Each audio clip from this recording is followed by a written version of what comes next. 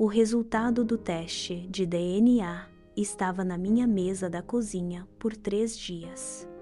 3 dias inteiros. E eu não conseguia abrir aquele envelope, porque, no fundo do meu coração, eu já sabia o que ele diria. Meu marido, de 14 anos, o pai dos meus 2 filhos, estava me mentindo sobre tudo, mas o que eu não imaginava era que essa mentira ia revelar um segredo de família que destruiria não só o meu casamento, mas toda a minha vida. Oi, gente, eu sou a Fernanda e essa é a minha história. Uma história que vai chocar vocês tanto quanto me chocou, porque o que começou como uma simples dúvida sobre paternidade se transformou no maior pesadelo da minha vida. No final dessa história, vocês vão entender por que eu nunca mais consegui olhar para minha própria mãe da mesma forma. Deixa eu começar do início. Tenho 35 anos e moro aqui no Rio com a minha família. Meu marido Alexandre tem 38 anos e trabalha numa empresa de petróleo. Temos 2 filhos, o Rafael de 13 anos e a pequena Isabela de 7 anos. A gente morava num apartamento legal em Copacabana, tinha uma vida boa e eu achava que éramos uma família abençoada. Mas sempre teve uma coisa que me incomodava no fundo da alma. A Isabela, meu bebê, não se parecia nada com o Alexandre, nem um pouquinho. Todo mundo na família sempre comentava: "Ah, deve puxar aos avós maternos", falavam as minhas tias nos churrascos de domingo. Mas a verdade é que ela também não se parecia muito comigo. Tinha uns olhos azuis clarinhos que ninguém da nossa família tinha, e uma covinha no queixo que me deixava com uma sensação estranha. E tem mais uma coisa: a Isabela era igualzinha à minha mãe nas fotos antigas. Muito parecida mesmo, mais parecida do que comigo, entende? Tudo começou a mudar há uns 6 meses. O Alexandre começou a chegar tarde do trabalho, às vezes só lá pelas 2, 3 da manhã, sempre com a mesma desculpa: "Amor, é que tem muito projeto rolando. Essa área de petróleo tá uma loucura." E eu acreditava porque, né, era meu marido. A gente estava junto desde a faculdade. Mas aí eu comecei a reparar em outras coisas esquisitas, tipo ele guardando o celular como se fosse ouro. Nunca mais deixava jogado por aí como antes. Tomava banho assim que chegava em casa, mesmo quando dizia que ficou no escritório o dia todo, e recebia umas ligações estranhas na hora do jantar. Saía na varanda para atender sussurrando, como se estivesse contando segredo de estado. O que me partiu o coração foi quando a Isabela, minha menina de 7 anos, me perguntou um dia: "Mamãe, por que o papai cheira perfume diferente quando chega? Cheira gostoso, mas não é igual o seu." Imaginem só, minha própria filha notando o que eu estava tentando ignorar há meses.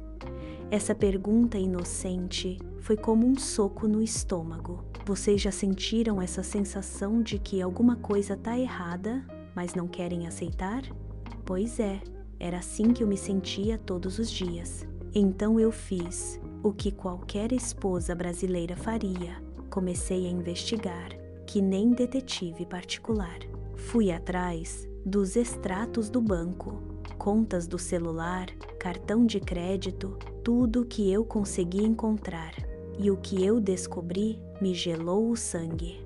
Tinha gastos em restaurantes que eu nunca fui, hotéis em outras cidades, compras de joia cara que eu nunca recebi e, isso é, a parte mais nojenta, pagamentos numa clínica particular que eu não conhecia. Quando confrontei o Alexandre sobre isso, ele pirou total. Começou a gritar que eu não confiava nele, que eu estava paranoica e ciumenta.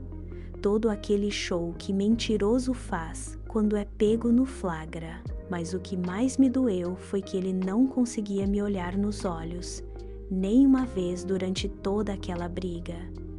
"Você tá ficando maluca, Fernanda", ele gritou. "Tá vendo coisa onde não tem. Vai ver, você precisa de ajuda psicológica." Acreditam? Ele estava tentando me convencer que eu era a louca da história. Naquela noite, depois que ele saiu de casa, batendo a porta, e só voltou no dia seguinte, eu tomei uma decisão que ia mudar tudo. Eu ia fazer um teste de DNA na Isabela. Não porque eu suspeitava que o Alexandre não era pai dela, mas porque eu precisava tirar da cabeça a única possibilidade que estava me mantendo acordada de madrugada. Conseguir o DNA da Isabela foi fácil. Um simples cotonete na boca enquanto ela dormia. Conseguir o do Alexandre foi mais difícil, mas eu consegui pegar alguns fios de cabelo da escova dele. Mandei tudo pro laboratório e esperei.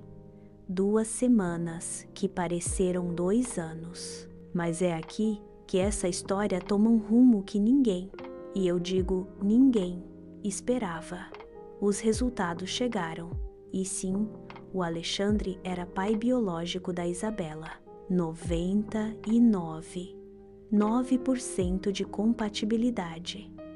Eu deveria ter ficado aliviada, né? Mas ao invés disso, eu senti uma angústia terrível, porque isso significava que meu marido definitivamente estava me traindo. Então eu decidi investigar mais fundo. Contratei um detetive particular. Gastei R$ 15.000 das nossas economias. O melhor dinheiro que eu gastei na vida, porque o que ele descobriu destruiu tudo que eu achava que sabia sobre minha vida. O detetive me ligou numa quinta-feira de tarde. Nunca vou esquecer a voz dele quando disse: "Senhora Fernanda, a senhora precisa sentar. O que eu vou falar vai ser muito difícil de ouvir." O Alexandre não estava só tendo um caso. Ele estava vivendo uma vida dupla completa. Nos últimos 4 anos, ele estava casado com outra mulher chamada Priscila em São Paulo. Não só namorando, casado.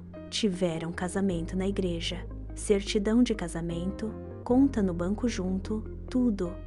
E segurem-se, eles tinham uma filha de 3 anos.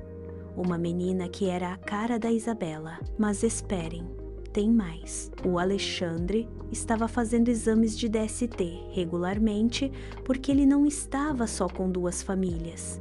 Ele estava transando com mulheres aleatórias de aplicativo também. E nunca passou pela cabeça dele me avisar que eu também podia precisar fazer exames. Mas aqui vem a parte que quase me matou. O detetive continuou investigando e descobrimos que essa tal Priscila era funcionária da empresa da minha mãe. E mais, minha mãe sabia de tudo. Sabia de tudo. Não só sabia que o Alexandre tinha outra família, como estava financiando essa situação toda. Quando eu vi aquelas fotos que o detetive me mostrou, fotos do Alexandre no segundo casamento dele, brincando com a outra filha, e minha mãe na festa de casamento, eu literalmente desmaiei no chão da minha cozinha. Estou falando de um colapso total, gritando até ficar rouca, chorando tão forte que não conseguia respirar. Minha vizinha teve que chamar o SAMU porque me ouviu gritando e achou que alguém estava me atacando. Meu marido e minha própria mãe, as 2 pessoas em quem eu mais confiava no mundo, tinham me traído da forma mais cruel possível. Não consegui comer por uma semana. Perdi 8 quilos só do choque. Toda vez que eu olhava as fotos do nosso casamento, tinha vontade de vomitar. Alguma coisa foi real? O Alexandre alguma vez me amou de verdade?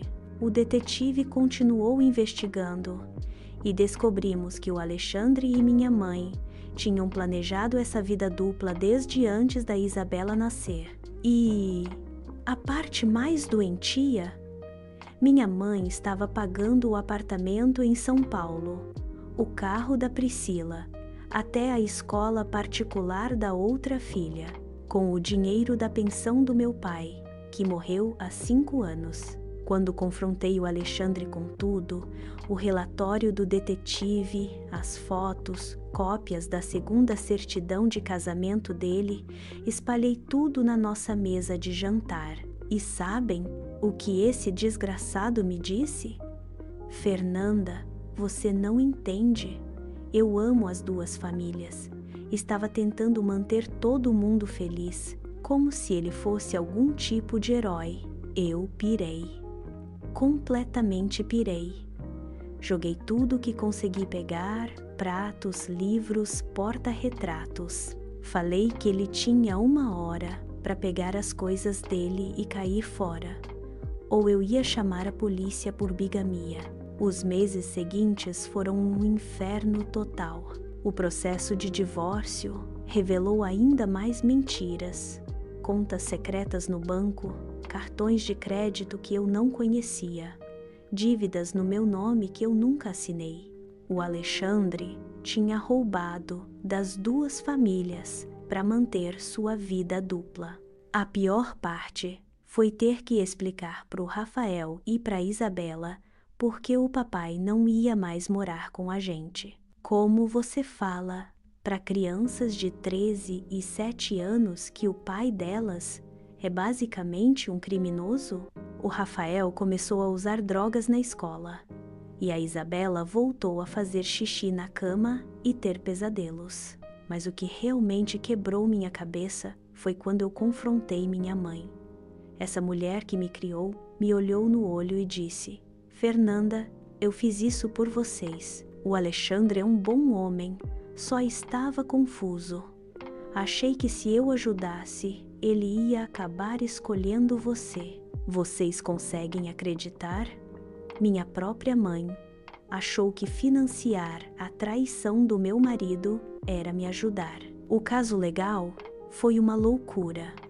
O Alexandre estava enfrentando acusações criminais por bigamia, fraude e roubo. A parte mais dolorosa foi descobrir que a outra filha do Alexandre tinha problema de coração e precisava de cirurgia. E adivinha quem estava pagando? Minha mãe, com o dinheiro que deveria ser meu e do meu irmão. Hoje, 8 meses depois, estou devagar reconstruindo minha vida. As crianças fazem terapia 2 vezes por semana. Eu faço terapia e todos nós estamos aprendendo a confiar de novo. Alguns dias são melhores que outros. O Rafael ainda pergunta quando o pai vai voltar. E a Isabela desenhou uma foto da nossa família na escola, que fez a professora chorar. O Alexandre, última vez que soube, estava morando num kitnet no subúrbio, pagando pensão para as 2 famílias e enfrentando até 6 anos de cadeia. A empresa de petróleo demitiu ele quando souberam das acusações criminais. Destruiu a vida de 3 crianças e a capacidade de 2 mulheres de confiar. E minha mãe, essa não é mais minha mãe. Descobri que ela tinha outros segredos também. Estava emprestando dinheiro para um monte de gente sem me falar. Tinha dívidas que eu não sabia, mas isso que não sai da minha cabeça. E eu quero saber o que vocês acham, como eu não vi os sinais por tanto tempo. Fui burra por confiar nele? Fui burra por confiar na minha própria mãe? Às vezes eu me pergunto se tinha outras mulheres, outras famílias que a gente nem sabe ainda. O teste de DNA que começou, tudo isso ainda está no meu arquivo como lembrete de que às vezes a verdade não é o que te liberta. Às vezes é o que destrói tudo o que você achava que sabia sobre sua vida. Mas sabem de uma coisa? Prefiro viver numa verdade dolorosa do que em mentiras confortáveis. Pelo menos agora eu sei quem eu sou de verdade. Uma mãe solteira forte que sobreviveu ao impossível. Deixem um comentário e me digam: vocês já descobriram alguma coisa sobre alguém que amavam, que mudou completamente como vocês viam essa pessoa? Como lidaram? Porque eu ainda estou descobrindo isso, dia a dia, uma sessão de terapia por vez. E lembrem-se, aquela família perfeita do lado, aquele casal que parece ter tudo certo, vocês nunca sabem realmente o que está acontecendo por trás das portas fechadas. Pode ser seu vizinho, seu amigo ou até alguém da sua própria família, como aconteceu comigo. O que vocês teriam feito na minha situação? Teriam contratado o detetive particular? Teriam perdoado a mãe? Me digam nos comentários, porque, honestamente, eu preciso saber que não estou louca pelas decisões que tomei. Essa história ensina que no Brasil, às vezes quem mais te ama é quem mais pode te machucar, e que amor de mãe nem sempre é incondicional quando tem segredos no meio. Ah, e uma última coisa, se vocês estão suspeitando de alguma coisa, não ignorem. Aquela sensação no estômago, confiem nela, porque na maioria das vezes vocês estão certos.